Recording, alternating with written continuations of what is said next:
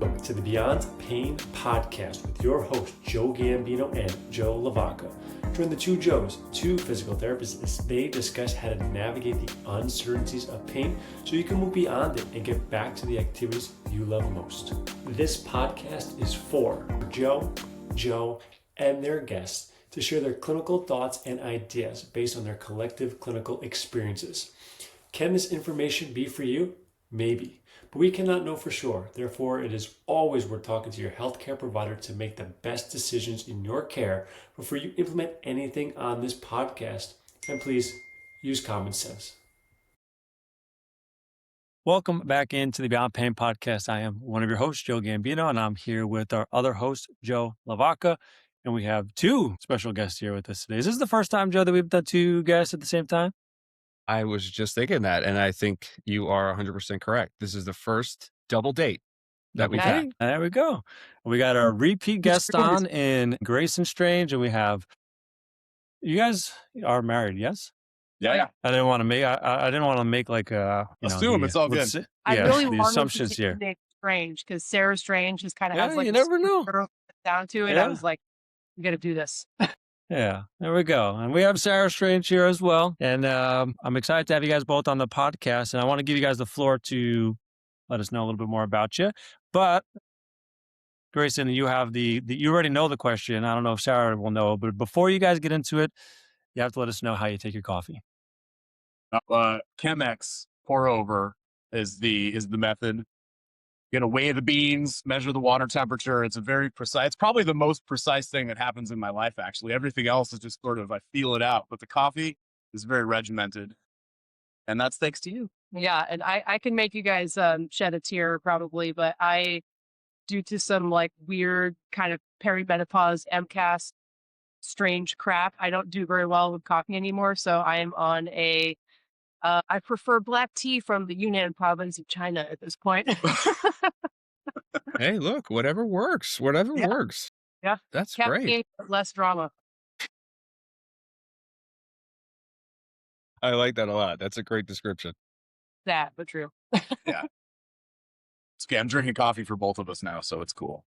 Yeah, I'm sure. You got to double down. I mean, if you're going to do all that process, Grayson, then you got to at least have 5-6 cups a day minimum. Yeah. Yep.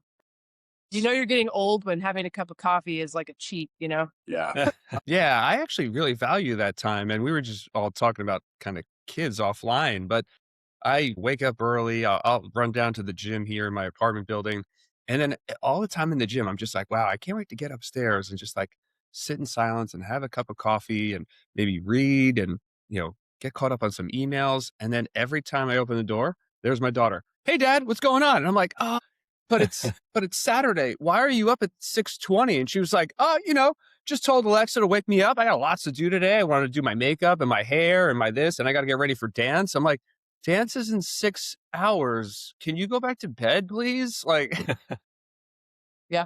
So yes, Wake up at like 4 know. with that private window. Yeah. Coffee tea time is sacred, and I realize that it is definitely a sign of getting, I don't want to say older, but wiser, right? Because we value our time more as we get, later on into Particularly life. the quiet time. Exactly. We have one like coffee memory that we reminisce about the most, and it's so gone now. But like before we had kids, when we lived in Denver, we would go teach class in the morning and then go skateboard and drink cold brew in the afternoon. Like a 3 p.m. cold brew was like the best thing ever. And I mean, one, just having the freedom to go skateboard and like leave, that's gone. But also drinking caffeine that late in the day, like, now I have to be pretty regimented. Like I cut my caffeine off early so I can sleep. And it's so funny to think about that freedom that we just took for granted. That was like the peak of low stress levels for us. Like we always look back and like, remember the days after we could just fuck off and drink cold brew. Oh, sorry. Can I swear? Yeah, you can swear. All you want. We got the explicit tag. Totally cool. We actually welcome it. It means the stories are getting real and the emotions are getting connected to it. So yeah, absolutely. All right. You guys want to talk a little bit about basis and where you guys are and where you're going? I know you got some exciting things on tap. So why don't we fill us in, and then we'll start with opening up some questions and stuff. All right. Cool. You want to start there? I always am very thorough in my storytelling, so I apologize if I I'll interject if I need to. Yeah, just pinch me. Grayson and I met. I joined his CrossFit gym. So we started off as CrossFit people. And then 2010. 2010. Yeah. Yeah. Yep. Okay. Yeah. And that evolved from CrossFit. Then we moved to NorCal Strength and Conditioning, worked with Rob Wolf for a little while. He sold his gym. We opened our own space in Chico called Basis with a business partner that we had from NorCal. And then that's kind of really where we started to really implement FRC with strength and conditioning. And then during the pandemic, we moved from California back to upstate New York. I'm from here. Grayson's parents had moved with us to Chico. They were totally on board after the pandemic, not just the pandemic, but the fires. California is in this state of like the valley just kind of burns every year, however often. And it's really, really like rough. Yeah, like Bonnie was born in 2020 and she for like 2 solid months could not go outside because it was like a purple air quality for 2 months straight. It's horrible. So I decided, forget this. What are we doing here? So we upped and moved, and then we transitioned from a big location to this basement that you see here in this house. So the goal was to do a personal training studio and to kind of patch over with the online stuff that we've been doing with the pandemic. And then we realized that the online thing actually wasn't that bad and we enjoyed it. And it's a little bit more scalable. You can reach more people. You can really target the specifics rather than just having to deal with who's willing to come train with you in your specific location. You can really get into like, I really like this specific type of person and want to find those people. So now we have clients all over the world. We have an online program. We also do personalized programming. We do personal training. We do assessments. So we have a good blend now of people who come to the house to train and then all the online side of training. So it's a nice balance. Yeah. Sorry, do you have No, anything that was, to say? that was beautiful. Concise. Perfect. Yeah, I'm a verbal dominator. Yeah. So I'm curious. I mean, we always, we kind of start this off with asking like your own personal pain or injury or journeys, how it might, lead you to where you guys are today and what you guys are doing. I'm also curious, I don't know if that leads to it, but I'm really curious about your journey from going from like CrossFit gyms all the ways now to do more of like the FRC internal strength model training and how that stuff differed and what kind of like really brought you in that direction. So there's a question there somewhere. Yeah, totally. Well, I mean, we both have very different backgrounds, but, I was always just like a meathead and I loved lifting and doing cool athletic things, but not on the sports side. Like it was always gym oriented. I did no traditional sports really. And with my own body, like what led us to this was just kind of progressively feeling more and more like shit from training, like, being in the mindset of like, I'm doing these things that are healthy. I'm trying to be athletic and strong, and I still have these problems. And then adding that on with training people who were going through the same thing. Like we're all, doing the right stuff, quote unquote, and still having pain and problems and not really having a good answer as to why that was outside of just trying to avoid stuff. So I think that was really the motivation was to find a better way to train people and actually like really figure out what's going on with people. Yeah, I feel like in the life cycle as a trainer, you basically you try to figure out the best thing to do. Like what are the best programming methods? What's the best kind of way to exercise? You gravitate towards one thing or another. And eventually you kind of basically like get off at a certain bus stop, where you're like, this is good enough. Like I like this thing here and I'm just going to keep doing this forever. And whatever happens, it's like, I'll just make an excuse for it and say, this is what I do. And I feel like a lot of trainers, they don't try to expand their knowledge farther into like a semi-therapeutic zone where it's like, I want to be able to use these tools to help you not get injured and then help you manage injury rather than having to constantly just send you to some other source, a physical therapist. At which point they might say, you need to stop swinging a kettlebell or you need to stop doing CrossFit, because we all know that so many like orthopedic surgeons, therapists, chiropractors, whoever, their advice is like, well, just stop bending your knees past 90 degrees, or, like you're just going to have to never put weight overhead again. And then you lose those people.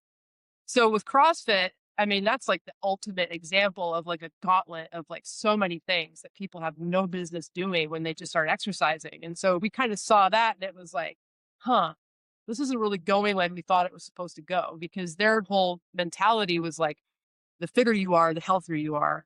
Bing, end of story. And we're like, well, we're not seeing that. Like, we're doing all of your exercise standards. We've got this motherfucker with the bar straight over his fucking head.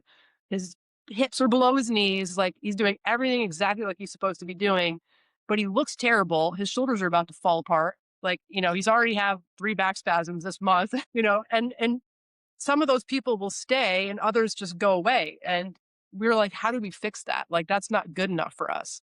So CrossFit just became too much. It was like, we tried so hard to make CrossFit doable for everyone. And the real solution was like, you got to stop doing CrossFit, basically. Like, you have to compartmentalize it so much. Yeah. When we went to NorCal, actually, I mean, that was really the first kind of like, well, these guys have already gone through that gauntlet of running through clients and getting people injured. And so they had a pretty good idea of a better way to get people to do CrossFit, but in a little more slowly progressible version where you have them go through like an on-ramp week. I mean, that was something that we hadn't really thought about, but like, instead of just throwing people into CrossFit classes, it was like, let's get people in and introduce these things to them and find different options for them to use. And we were like, wow, that's a really good idea. They had a really good, I mean, they had just been in the game for a long time already. So they had kind of seen the meat grinder effect on people, but that was kind of our first, like, we don't have to do CrossFit. Like, not everybody just needs to do CrossFit. I mean, I think about this all the time. Poor mother was taking CrossFit classes. My little, at the time she was in her 60s, never really done any exercise. And I'm like, we should do some cleans. I know your elbow doesn't really do elbow stuff, but we're just going to do cleans and we'll start light. Snatches. We'll get you on the pull-up bar. We'll throw some bands on you and it's going to fix your problems just like everybody else. And, now when I think about that, I'm like, can't believe I ever thought that was appropriate, but here we are. Yeah. Well, just that whole concept that like an exercise, like an overhead squat, is going to fix somebody's mobility issues that can't overhead squat if you use good technique. Yeah. And then so the next phase was, okay, well, maybe there's a progression of exercises that you have to be able to do this many reps at about this weight, have it be in proper form, and then that's going to allow you to progress to the next exercise. That was the next stage that we went to. And then that was also combined with trying all of these like random mobility WOD exercises for mobility to just kind of like floss and stretch and stuff like that. Pulling people off of tipping pull-ups and certain things, basically limiting exercises. So it was like, you can't do these exercises. We had this whole kind of complicated system going on. I personally, wrapping back into that, your own personal injury story, I was hell-bent on being a professional ballet dancer. So I did very intense 13 years of ballet. I wound up at Joffrey just about ready to become a professional. And I fell apart because I couldn't maintain the eating habits to keep my muscle mass low enough to pass for a ballet dancer, because I just did not have a ballet figure. But my hips were fucked up. It was like, so I started doing CrossFit. And my hips were just like, no, thank you. Forget this. Hips and low back. So I had gotten to a point where I just like couldn't really train legs, like squatting, cleans, all the stuff I love to do, running, just forget it. Like super hip pain, couldn't walk. I mean, it would just be debilitating. Yeah. So anyway. Yeah, that's really interesting. And I remember reading a while ago, or perhaps one of my coaches told me this because he owns a CrossFit gym too, that the average CrossFit membership lasts about 3 years. And I think it's a lot of it for that reason. It's group, right? It's all group classes. I mean, I've been there a few times and I've run some workshops for them and I've tried to educate, different CrossFit boxes across the city. But it just seems every time I walk in, there's the WOD. And I'm like, well, what about Nancy or John or Corey? Like, they all look different. They have different training ages. And it's like, oh, well, wait, we do all the movement prep stuff. So I think hearing you guys talk about, mobility WOD or ROM WOD or this and that, and the other thing, and what you guys were doing to mix in with those classes. Now, how do you describe joint specific training versus mobility training with your experience and now the way that you kind of implement it with clients? That's a good one. Yeah. Oh, you just jump in whenever. I mean, the way that I usually explain it to people is joint specific training is training your joints to be better at being the joint. Like, your shoulder needs to do specific things, and we can train those things using the same principles that you would use for any other strength training exercise. But the outcome is I don't care about your bench press per se. I just want your shoulder to be better at doing shoulder stuff. And the side effect of that often is more mobility. And, I think when I encounter people who've heard about mobility training, I think they're always thinking about like, I need to be like really flexible and bendy. Like you want me to be a contortionist. And we're always coming back to like, it's not about getting really bendy and being really like a contortionist. It's really just about making that joint a little bit better in its end ranges. And that looks really different for people. And it is very, very individualized. So, like that component of joint specific training is so much like, let's look at this person's shoulder and see what is missing based on what they want to do. And that might be really different from Billy. And thinking about it from that perspective, like that's really what got us so bought into the joint specific thing, because all those clients that we've been working with for years, you get Billy on the pull-up bar, pull-ups, and Billy's like, I'm getting better at pull-ups and my shoulders feel awesome. And then we have Susie, who is also capable and they have similar, athletic abilities. Susie does pull-ups and she's like, I'm not getting better at pull-ups and my shoulder feels like shit. They're like, that's right. Because we're not looking at those shoulders as shoulders. We're just like, I don't know, you just need a bigger band and just keep doing pull-ups and it'll all work out. It also changes, like joint specific mindset kind of supersedes form. So you're initially taught as a trainer that exercise form is your safeguard. The better you are at guiding somebody through proper form, then they will be biomechanically safe from injury. And when you realize that not everybody is the anatomical skeleton with, movable parts exactly as predicted, that form is not going to help everybody. You can give 10 people the exact same squat form and make sure that their squats look identical.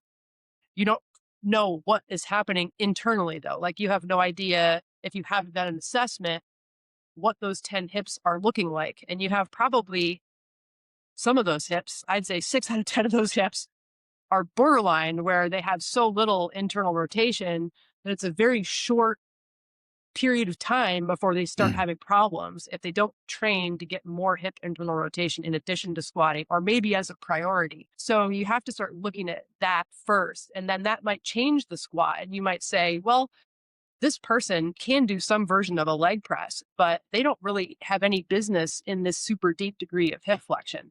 They would do much better with something else. But then you can't also universally say, back squats are bad. Nobody should back squat anymore. Just do unilateral stuff. That'll save the day. Some people can load that stuff, and a back squat could be really advantageous for strengthening their lumbar and all these things if they have all the capsule space.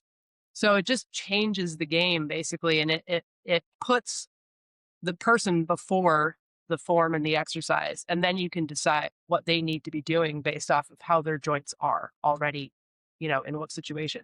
Yeah, that's probably the biggest difference, is just the specificity thing. Like you say mobility, it's like, well, whatever, get more mobile. But the joint specific aspect really does take the individual into account and looks at like, where do you need to be more mobile? Why is it? It may not even be mobility, really. I mean, that is really a side effect. There's this common misconception that drives me nuts. I mean, all of us, we watch Instagram and get driven nuts by different people's major claims. The claims that drive me nuts are that it's like flexibility and bendiness is some sort of a cure-all to joint pain, like that you're in pain because you're tight.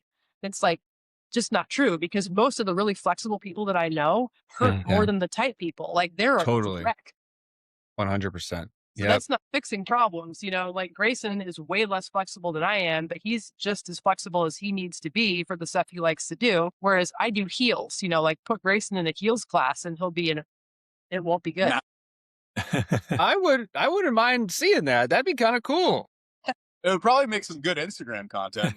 At least there's that. Yep. Well, I really appreciate that. Yeah. That was Go great. ahead, Joe. No. Again, I was just going to say that was great. I was going to say, I really like the stuff that you say where you're talking about maybe more like joint specific training being, superseding form, so to speak, because something I've been thinking about for a while now is, you have all these people, and I've worked with a lot of people who've done weightlifting and powerlifting and CrossFitting, and they look really good from a movement perspective, but a lot of those people also still have pain. It's like, well, why is that the case? And there's even the whole debate online about, strength, if you strength train through full range of motion, right? You guys have been talking about this, and you're going to be saved from injury, and it's quite not the case.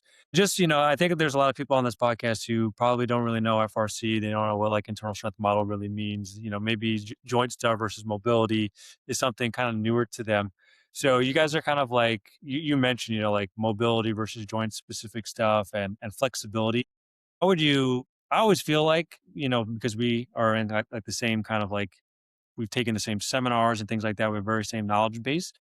How would you, like, if you had to change the definition of mobility based on the things that you do currently, how would you define that? And like, how would it be different from like a normal mobility routine that most people would expect that you might provide them based on how we talk about mobility? That's a good one. That's a deep question there. Mhm. Yeah. We're philosophers Joe, on the that was- podcast here. Wow, that's How much time we great, got? man. Yeah. I mean, there's kind of the nouveau definition of mobility, which is just sort of like, you have usable, controlled ranges of motion. I almost just like find the term to be too vague to even really too excited about, because it's just I only really use it because it's the language that people understand, sort of starting to get into this whole like recovery, joint health, like something's wrong that needs fixing. And mobility is the first word that like pops into people's heads. They're like, I need to go find some mobility. When really, like, to me, I don't even know. I mean, like, we look at things like connective tissue and neurological function dysfunction, like one of the biggest things that we have come to learn in the more recent years of using FRC, and Grayson was really the first person to very strongly insist on how important it was. And you see it in our program, Joe, how it pops up where it says, don't feel this in the wrong place. Feeling things in the wrong place, basically. Like you take an athlete that's been practicing whatever it is for a really long time, whether it's just a strength athlete or an athlete, typically is where you start to see the most kind of dysfunctional stuff happen. And they might look okay when they're moving, but then you try to get them into loading, end ranges, and they just don't have the capacity to load the right tissue. It's just not there. Like they feel it in the wrong places. And so that to us is almost a bigger indicator. It's like, how well does your nervous system understand what's happening and how much control does it have over the joint and all of this like more kind of finer tuned, but it doesn't make a person more mobile. It just grants them better access to the tissues that they have. And it like starts to fix the problem. And then the pain starts to go away. Yeah. I mean, I think there's a disconnect that's hard getting somebody in who's never thought about it from this perspective. They're just like, I deadlift and the right side of my back hurts often when I deadlift. And sometimes it hurts when I lift really heavy, but sometimes it hurts when I'm just warming up. I'm like, I don't understand because I can deadlift 500 pounds or whatever. And you get that person in there and you start explaining this like, okay, let's take a look at your hips, and you get them moving each hip individually, going through that little process of looking at their movement and trying to load some specific aspects of just their hip. And they're like, wow, my right hip really feels way different than my left hip. And I've never felt that before doing squats and deadlifts. You got to get into that like layer of specificity. But once you start doing that, then they can really start to feel the difference. They're like, oh yeah, that's weird. Like when I try to do this on my right hip, it doesn't do that at all. On my left side does.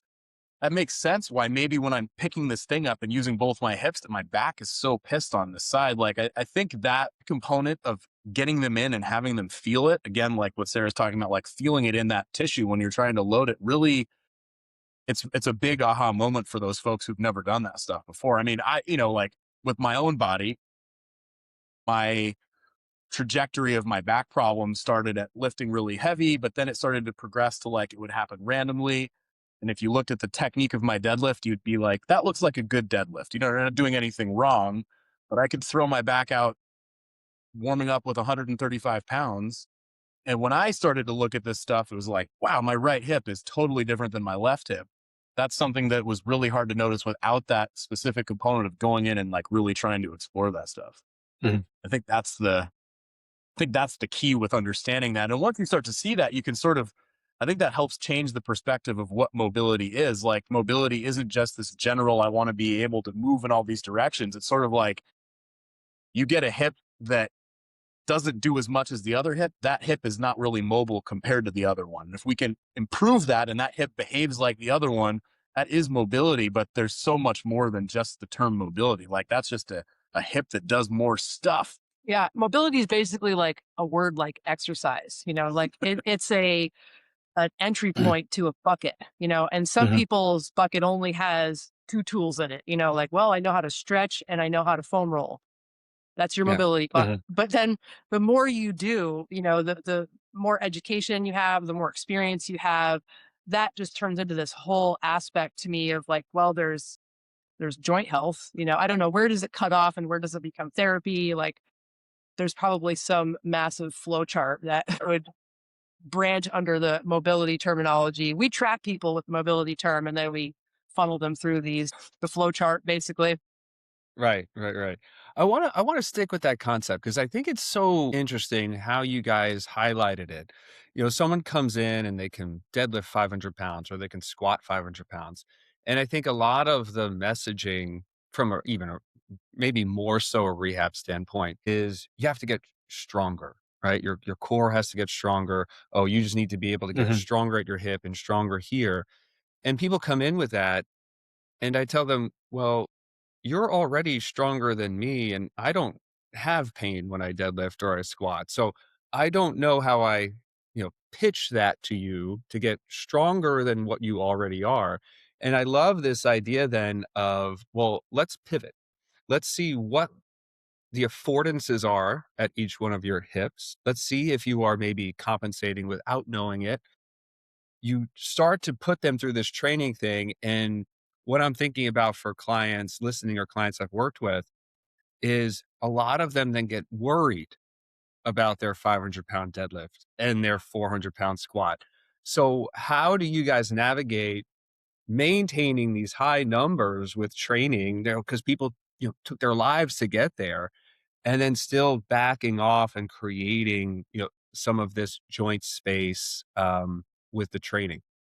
It's managing panic a lot of the time. I mean, it depends on the person, but a lot of the stronger, more consistent people that we've had, Grayson tends to field a lot of these guys, where he gets somebody that's a hot mess, and they're like, I have been trying for years, and they're never really willing to go too far down this road because strength and conditioning builds the concept of a 1 week deload into people's brains so hard that they can't take time off. Like they don't understand, like, they understand it maybe on a CrossFit level where it's like you want to work on your conditioning, you put your strength on maintenance and you do a conditioning cycle, Same thing for your joint health. You put the strength on maintenance and you do a joint health cycle where you funnel the energy in that bucket towards building new tissue that you need.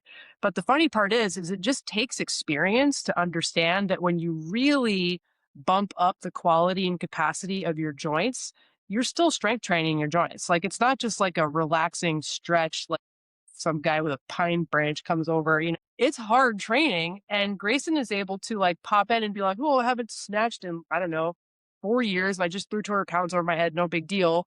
I can still pull 500 pounds off the ground. I haven't tried that in a really long time. Like, by maintaining, and for me, like I popped right back into dance at 46 years old. And I was like, it was like going like no big deal because I had been doing all of these things. But people don't understand that and they don't trust that. They come to you and they immediately think that they're just going to suddenly wither away and get super weak. Yeah. I mean, there's definitely a trust component there and like a probably reassurance that needs to keep happening. They're like, don't worry. But I think some things that I find helpful are, just talking to them like, what have you been doing this whole time? Well, I lift 4 days a week. I deadlift whatever, twice a week. How does your back feel when you're deadlift? They're like, feels like shit. And they go, do you think doing more deadlifts would make your back feel better? I'm like, no, I know that. And they're like, okay. And what about like last week when you told me that you were, you had to go pick something up off the ground and you also hurt your back? It's like, okay, cool. So we know that that shape of your body is problematic. And then you get them, maybe we get it, hopefully on that first session, we get in there and we take a look at their hips and we start loading stuff. We start maybe loading like a hip that you find just doesn't rotate anymore. It has no internal rotation. And we're like, look, you're getting into that position when you're deadlifting and I'm just having you're not lifting any weight. You were literally just trying to do an isometric here and like push your back ankle down on the ground. And you're having a really hard time doing that. We need to work on that. Like that will make your hip better. And you can feel that and you're asking your hip to do something that it can't do without all the weight. And that usually is like, okay, that's cool.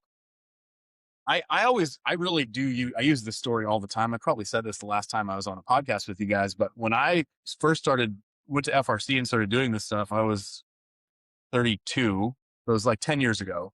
And that was at my sort of peak of like, I was throwing my back out pretty consistently. My left shoulder was bugging me. My left knee just had like all these nagging things that just were going on in perpetuity. And I kind of just quit lifting. And I was so depressed because I've heard all the same things that we all heard. Like, if you don't do this many sets per week, you're losing muscle mass. You know, I'm like, I'm just going to give it all up after like 17 years of lifting. But in that year of just working on my deficient stuff and not doing any training, I was feeling way better, but I did lose weight. I probably lost like 10 pounds from not lifting. And I went back and I was feeling good enough that I was like, I'm just going to lift. I'm just going to try to do like a little lifting experiment and do, you know, 1 day a week of a couple sets of squats, a couple sets of press, and a couple sets of deadlifts. And in basically like 8 weeks of doing that, so I had 8 sessions of each lift, basically, I PR'd every one of my lifetime press, squat, deadlift at 10 pounds less body weight. And that, you know, then it was like, this all makes sense. Like my joints do more work through more range of motion. Of course, that's going to make me stronger. I would be lying to you if I said, even after all this time, 10 years, I still don't have that little voice that's like, do another set. Just go deadlift one more time, you know? But even, I mean, I will fight with that, I'm sure, for the rest of my life. So I really empathize with people who have that fear of like, I don't want to give up my deadlift. I think though that component of like getting somebody in and getting them to feel that difference. And you're like, dude, your hip, like I just had you stand up and try to rotate your hip with no weight and you can't do that on your right side. It makes sense why it doesn't feel great when you squat 400 pounds. That's it, you know. It's Right. hard No. with people also, which is funny because a lot of these people are professionals and that voice in their head is still so whacked out that it's like, this is going to take time. Like this is you're building new tissue. Like you wouldn't expect to deadlift for 2 weeks and get it all the way to where you want it to go. Like you need to do this for a long time. Like, you know, and a lot of these things, just like you guys know as therapists, like you can't just stop doing the damn exercises. Like there's an effect of the exercise. It gets better because you're doing the thing. It's not something that you just take like some kind of magic vacation and then it forever you know, you have to keep doing it. So, And I should have said this too. When I took that year off, I don't ever recommend anybody do that. I could be an idiot and not follow good advice, but I would never recommend that somebody just takes a year off. Like there's definitely an aspect of find the stuff that you can still do. I probably could have done hinging in less range of motion or something like that. I just gravitate towards that extreme of like, well, fuck it, it's not working. I'm just going to do this instead because I'm Grayson just really took that movement prerequisites thing to heart. Like, if you don't have this and you have no business doing that. And he was like, Yeah. can't So do it sounds anything. like strength, from what I'm hearing from you guys and what I try to elicit to patients, is that strength is a lot more than just a muscle, right? It's your nervous system, it's your coordination, it's your, you know, motor control, whatever you want to label as a factor under that umbrella. Like you said, you know, mobility is the umbrella, and then we funnel people through. Exercise is the umbrella, and then we funnel people through. I think a lot of times too, strength can be that umbrella where people miss out on just thinking of, oh, my muscle has to be as big as possible to solve a complex problem like a snatch or a squat or deadlift. And instead it's, well, maybe you actually don't have the space to solve that problem.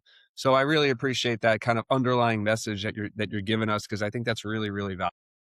there's also like, there's space, you know, like having joint space is obviously like first and foremost, but there's also just this funny misconception that, you know, somebody that can deadlift 500 pounds or, you know, overhead press 300 pounds or whatever it is, that every single aspect of their shoulder joint is strong because they're very strong in that specific lift. But then you take that person and you give them some end range rotational isometric and they hardly have anything. You know, there's nothing there. Or there's tissue lines that have been injured and they're very weak at this one specific spot. So it's kind of part of mobility is kind of finding what's happening in this full range. And they might be an absolute beast in this band right here, but right here, there's an old injury, and then this is just super weak, and then this is neurologically like hell, Twilight Zone. And so this is the stuff they need to work on, because this thing right here is fine and you can easily maintain that. But you have to address this stuff, because this stuff is going to start to encroach on this stuff. And that's just whenever we hear people that are like, you don't need to be specific. In all of the working with people that we've ever done, not being specific has never worked for us. Like, it's never fixed somebody's problem to be like, do more non-specific crap and hope that that fixes your very specific shoulder issue. Yeah, specificity is extremely important. It's almost so hilarious. Like, Grayson had a back thing from jujitsu. Like, he did this competition, and he was unfortunately thrust in with a bunch of younger men that had something to prove at that blue belt level. And every single one of those people left with an injury, because it was just like, like big man time. And so like a day after that, his back like freaked out and he was annoyed. And so there was, I don't know, a period of a week or so. And then he just found this one very weird, specific, like, had his hip on the sink and his hand on the whatever. And it was just this very specific directional change in the isometric. And it was like relief, it just went away. And it dramatically changed the course of that back spasm. Like, it was absolutely annoyed. And then this one little very specific change in the line and direction, totally different.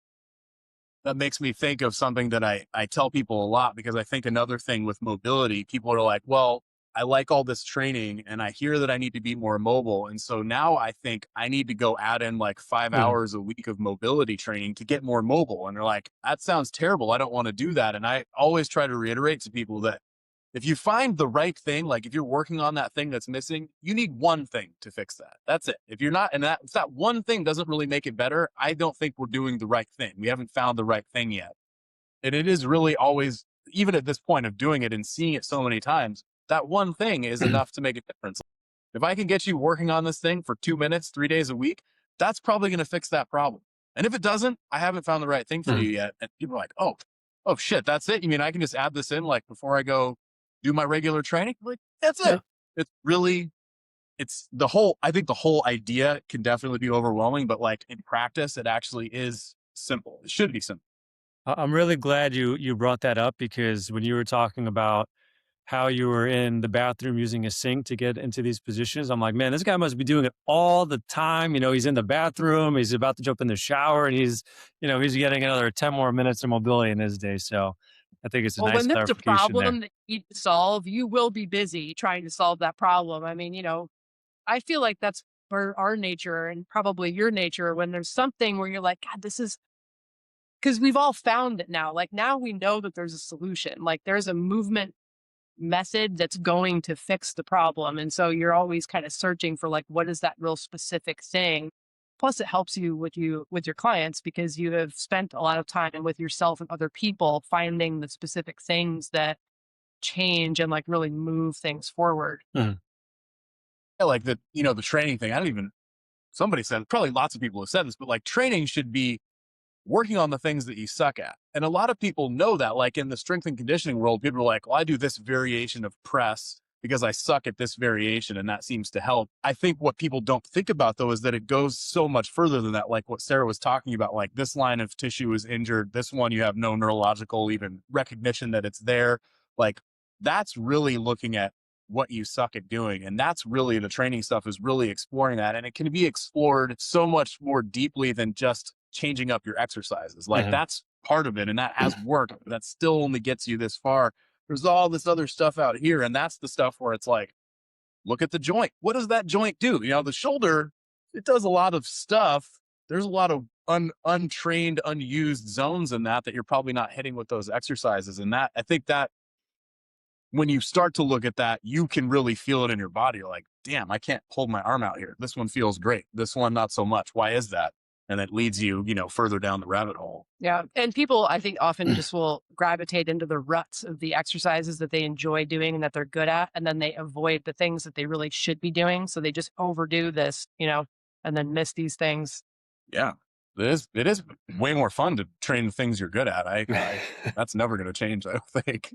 Yeah. It's a hard balance, like you have to train all the stuff. Like that's the other thing that it kind of contradicts in some ways, like what Grayson just said, but there are specific things, and it's maybe one thing that you need to deal with a problem that you're having or a deficit that you have. But in general, like you have to train all of your tissues. And that's something that as you hit perimenopause, as a female and your hormones are doing all kinds of weird shit, and you're like, where are my forearms going and my neck muscles? And like you realize like you have to really, the older you get, the more important training becomes. And it becomes weird because when you're young, you can just do whatever exercise program and your body is maintaining all of the random weird little muscles that you have. But then when you start hitting that like rapid sarcopenia age, it becomes very apparent that if you're not exercising it in some way, it's going away. So, your hands, like all kinds of stuff, it just starts to weaken. Yeah. I mean, I think a lot about what we do to train people. Like I really think about the one of the biggest components that I work on with people is organizing this stuff. Like, because there is a ton of stuff to do. You want to be athletic, you want to be strong, you want to make sure your joints healthy and that your connective tissue does the things that it needs to do. You can do that with minimal inputs, but you do have to know which ones to use and how often to do them. And there's lots of, you could do that in 2 days a week. You could do that in 7 days a week.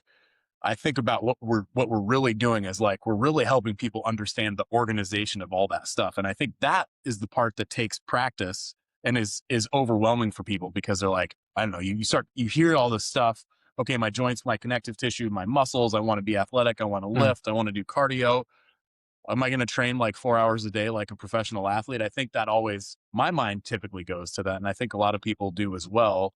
It doesn't need to be like that, but you do have to, it's good to have somebody help you like specify where the priorities are and how to organize that.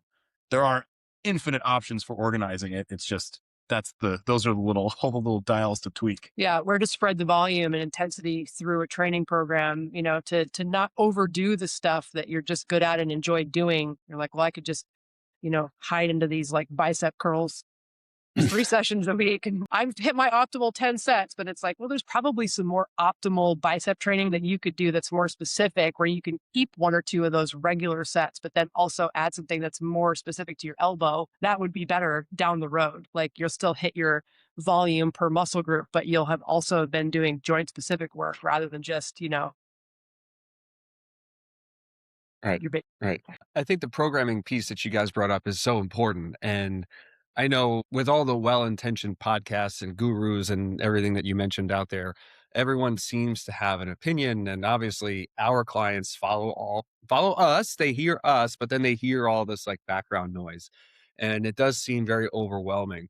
So one of the questions that Joe and I had too then was, what is this idea then of training to failure for people? And should that be something that they do with just one movement once a day? Should it be just their big lifts? Like we want to train to failure with a hinge or a push or a pull? Or are you bringing that into that accessory world too, of like training to failure with your biceps and your calves and your toes, for instance? It's, it's kind of a humbling concept because there's such a range of capacity there that depends on a good number of things. Like prior to the ISM, we were of that kind of thing where if you train close enough to failure within a couple reps in reserve, you're getting the benefit. So we didn't really ever push too much to failure unless it was like maxing out on something. And then after doing the ISM, you're like, no, 1 set to failure, period. Like just very hard and fast about that. So we did that. We were kind of surprised at how much misery is actually in between that point where you think you're 1 to 2 reps from failure, but you're actually like 7 reps of nightmare from that situation. But that being said, not everybody is really capable of going to failure. And I personally have been in a situation lately with this whole menopause bullshit where I just don't have the ability to produce the intensity. It's like my oomph is just really lacking. And it's been crazy because I'll come down here and I'm like, I just don't have the juice. So I'm having to change the way I do things to hit the point. Like the goal of that 1 set to failure is that you're hitting that telling your body that you basically don't have enough resources. And so if you can't, for whatever reason, take something to absolute failure in a set, you have to find a way to provide that same kind of, it may be suboptimal, like you might not be quite in the same, blooming benefit, but you can't just like not do it and not be intense. I have a lot of women clients, for example, seem to be more risk averse in general in life. But when it comes to training, they're like, I don't want to get hurt. Mhm. And so intensity to them equates immediately in their brains to injury. And so you'll ask them to take something to failure and you'll watch, and it's like you are not anywhere close to failure, even though you've said it 4 times. So then you have to just change the way you program and continue to encourage it, but recognize where they're uncomfortable and maybe where you can push it. But yeah, so it's hard. Yeah, I don't think everybody has to train to failure. I think if you could ignore all of like the things, the aspects of reality, like people's pain tolerances and training age and all that stuff, you could say, yes, training to failure probably works the best. Like from an intensity perspective, that's maybe the clearest signal, but I don't think it's practical. I always try to tell people that, the intensity thing is like a very challenging skill that takes a huge amount of practice to learn. And they may never get to the point where one set to failure works for them because they don't want to push that hard or they don't have the mental capacity, whatever it is. Like there's lots of reasons why that might not work. I do try to let people know though that progressing intensity, whatever that is, if that's 2 hard sets or 3 hard sets, that's a good thing to be able to progress the intensity and we'll get better adaptation out of that. And I want to see that they're able to do that because that tells me that the training's working because their body's resilient enough to deal with that. But I think that is really different for everybody. Like I would say for my own training, I like trying to push the limits of training. I always have. That's why I've probably injured myself many times training, especially in the old days. I do try to do everything at or to failure just to see where I can progress and what I can recover from. So that might be big toe extension, but I'll do that on a lower body day. I'll do my spine, my neck, my deadlift, and I try to do that all with one set. And I really try to do it until I can't with everything. And it's taken time to get to the point where that feels tolerable, but that's been working really well. And it's allowed me to spread out my time between training too. I think that's another good conversation for people is like, if we can really take this to failure, you need to do it less. If we are not taking it to failure, maybe we need to add a little more frequency to it. And that just, you got to figure out what works. I mean, I feel like the longer we go on, even with the joint specific stuff, like there's so many ways that you can apply these principles that it really does come down to you figuring out what's going to work for this person and kind of let them know, like, here's some of the optimal ideas that we like, and let's see where we can get close to those and where we need to make adjustments. And that's how it's got to be. I think it's just not possible. Yeah. And also the way that we used to do the classic, it still is progressive overload, but it doesn't have the numbers assigned to it that we used to. We used to work off of reps and percentages and, you're going to do this many reps and this many sets. And hopefully the weight's going to be close enough to bring you to that intensity. Whereas now it's kind of like, here's a general time zone to shoot for hypertrophy. Here's a general time zone to shoot for efficiency, endurance, strength. Like if you're never lifting in that short time to failure, your strength progress won't be as good as if you do. But then it's like, can you get more reps the next time? Like, are you able to get more reps at the same weight, or are you able to get more weight, same reps? Like that's the progress that we're looking for. If every time you come back, you're not, you either have to figure out, is it because I'm not doing enough, or is it because I'm overdoing it? And that's like the subtle shifts that you make.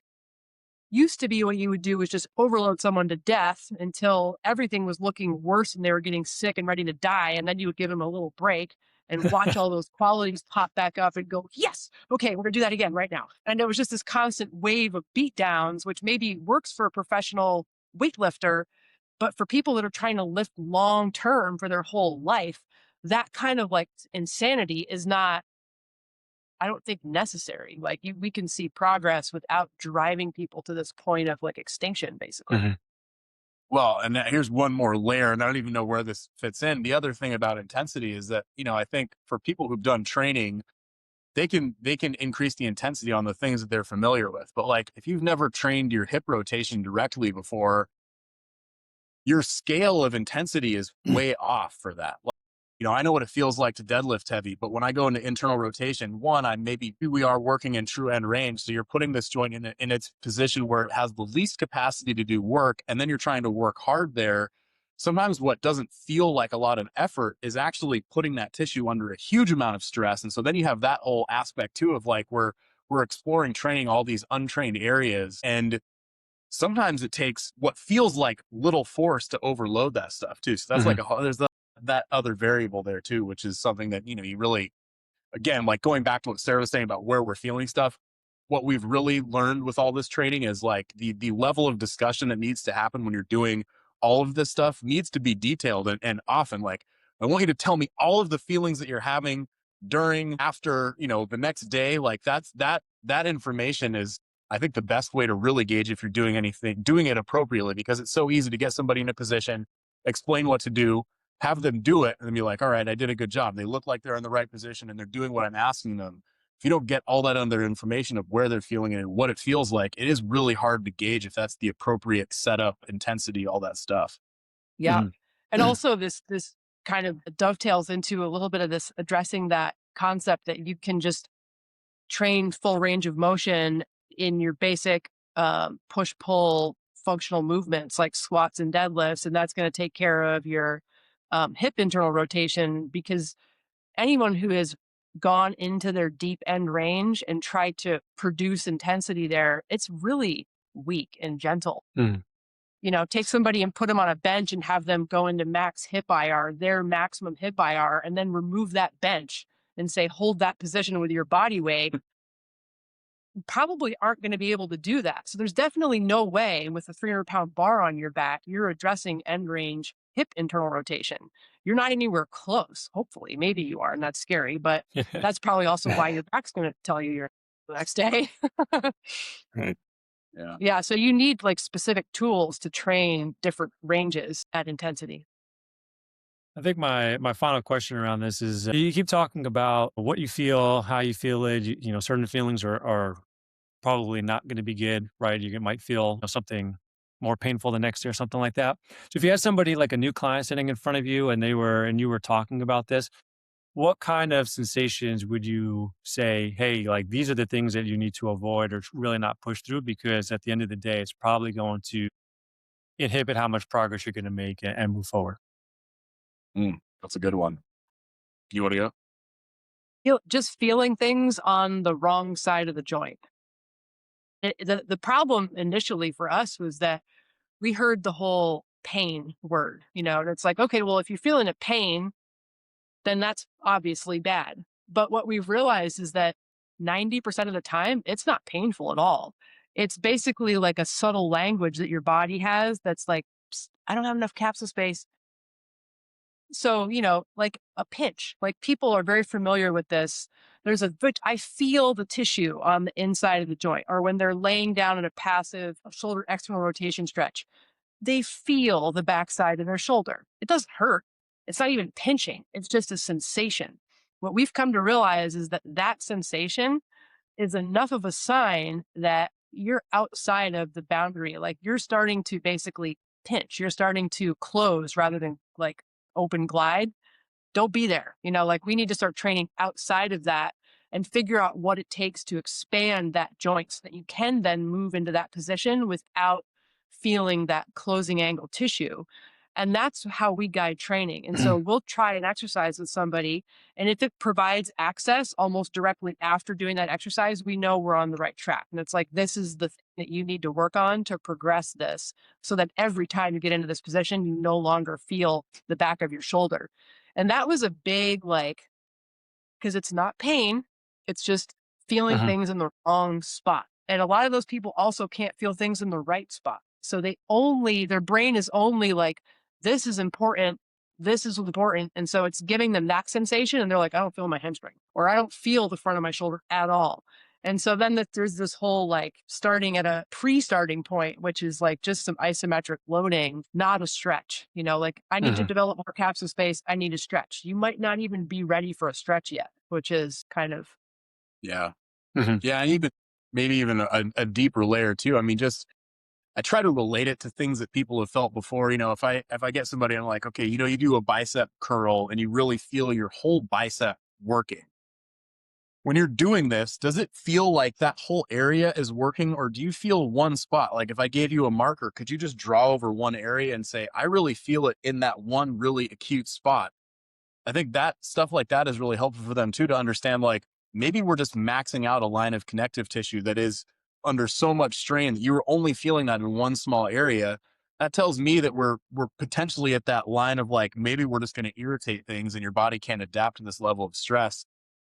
And I mean, for most people, I mean, myself included, after years of working out, I never thought about the deep feelings of training. It was like, I went in, I squatted, I did 3 sets of 10. Okay, today was a good day. I did everything that I needed to. I never really thought about like, what does this feel like when I do it? What does it feel like when I get out of that? If I ask somebody like, again, that acute sensation, like you have that acute sensation there when we're loading it, does that feeling go away when you stop? Because sometimes people will say, no, I really still feel that whole area. I'm like, okay, that tells me we probably put enough load into that tissue that area is like irritated now. We need to make some adjustments on intensity, position. And, I see this with everybody. It's something that you haven't thought about it. You haven't thought about it at that level. And I think to me now, I'm like, this is all the stuff that we got to figure out. The feelings, where it is, what it feels like. The doing of it is the easiest part. It's like we need to talk about it a lot more.